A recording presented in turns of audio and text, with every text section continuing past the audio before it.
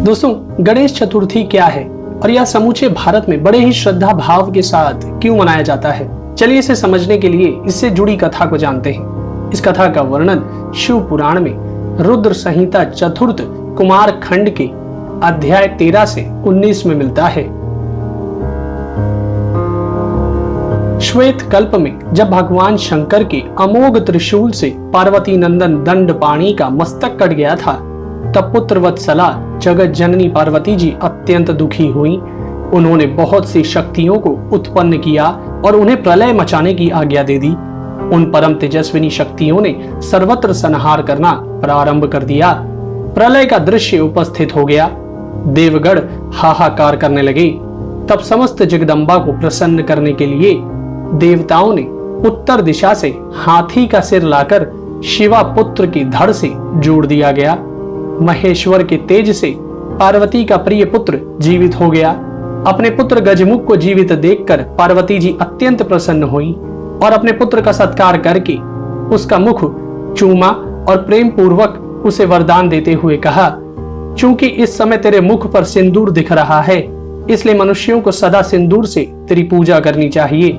जो मनुष्य पुष्प, चंदन, सुंदर गंध, नैवेद्य, रमणीय आरती, तांबूल और दान से तथा परिक्रमा करके तेरी पूजा करेगा, उसके सभी प्रकार के विघ्न नष्ट हो जाएंगे।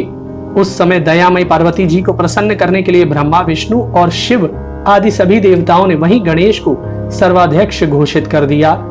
उसी समय अत्यंत प्रसन्न महादेव ने अपने वीर पुत्र गजानन को अनेक वर प्रदान करते हुए कहा, विघ्न नाश के कार्य में तेरा नाम सर्वश्रेष्ठ होगा। तू सबका पूज्य है, अतः अब मेरे संपूर्ण गणों का अध्यक्ष हो जा। तदनंतर परम प्रसन्न आशुतोष ने गणपति को पुनः वर प्रदान करते हुए कहा, गणेश्वर, तू भाद्रपद मास के कृष्ण पक्ष की चतुर्थी तिथि को चंद्रमा का शुभोदय होने पर उत्पन्न हुआ है। जिस समय गिरिजा के सुंदर चित्त से तेरा रूप प्रकट हुआ, उस समय रात्रि का प्रथम प्रहर बीत रहा था।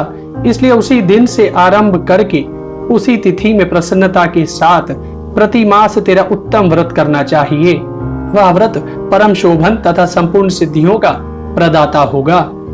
दोस्तों, फिर व्रत की विधि बतलाते हुए गणेश चतुर्थी के दिन अत्यंत श्रद्धा भक्ति पूर्वक गजमुख को प्रसन्न करने के लिए किए गए व्रत, उपवास एवं पूजन के महात्म्य का गान किया और कहा, जो लोग नाना प्रकार के उपचारों से भक्ति पूर्वक तेरी पूजा करेंगे, उनके विघ्नों का सदा के लिए नाश हो जाएगा और उनकी कार्य सिद्धि होती रहेगी।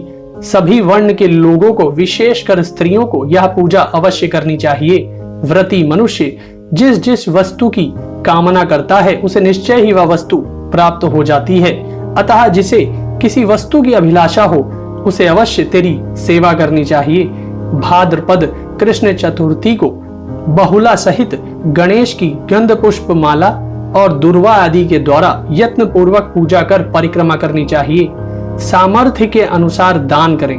दान करने की स्थिति ना हो तो बहुला गौ को प्रणाम कर उसका विसर्जन कर दें। इस प्रकार 5, 10 या 16 वर्षों तक इस व्रत का पालन करके उद्यापन करें।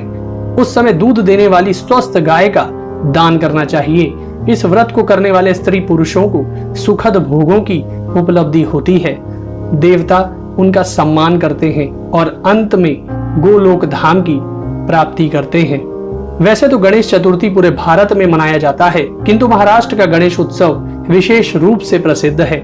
महाराष्ट्र में इन्हें मंगल मूर्ति के नाम से पूजा जाता है। महाराष्ट्र में पेशवाओं ने गणेशोत्सव को बढ़ावा दिया। कहते हैं कि पुणे में कस्बा गणपति नाम से प्रसिद्ध गणपति की स्थापना शिवाजी महाराज की मां जीजाबाई ने की थी, परंतु सार्वजनिक गणेश पूजन का संचार 1893 में लोकमान्य बाल गंगाधर तिलक द्वारा किया गया था। इसके पीछे भी एक बहुत बड़ा कारण है, जो कि हम आपको अपने अगले एपिसोड में बताएंगे।